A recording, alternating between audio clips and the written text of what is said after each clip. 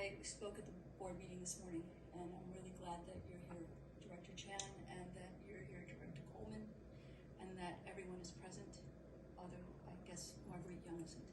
I spoke this morning and I reminded everybody that there's interest accruing on $8 million for the Saji Pierce and Ariel Bland lawsuit.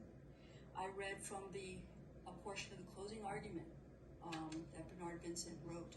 And I'm going to read a few lines from that before in fact, you know what? I might start reading from it now, because I'll let it speak for itself.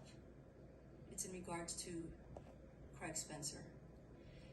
So Mr. Spencer, the smartest person in the room, decided to feed this information to the investigator. And let me go back one line to tell you what the information is. So he, being the most sophisticated person in the room, goes the alternative route. He knows that inside the investigation process is confidential. And so if he puts these unsubstantiated things and he tells the investigator, it has consequences. So Mr. Spencer, the smartest person in the room, decided to feed this information to the investigator. So he told the investigator these false statements, these statements that would punish Ms. Pierce, that would poison her ability to promote. And so what he did was told it to the investigator, knowing that the investigator would put it in the report and that the report would be transmitted to the board. His discriminatory or retaliatory animus transferred his words, a false statement, to the investigator that gets submitted to the portal, to the board members. You heard the testimony of Director Young. Quote, I received it in my portal and I read it, and all the directors are expected. They are supposed to read it. So I assume that the other directors read it. She said before that date, she had the utmost respect for Ms. Pierce, but after that, suddenly, she decided she wasn't a team player, that she wasn't the right person. And so end quote. And so the consequence is that Mr. Spencer had been able to poison Ms. Pierce's ability to promote upstream. I bring this up because I'm supposed to be going through an investigation. I provided all of you documents of an investigator that was picked by DEI or the general manager.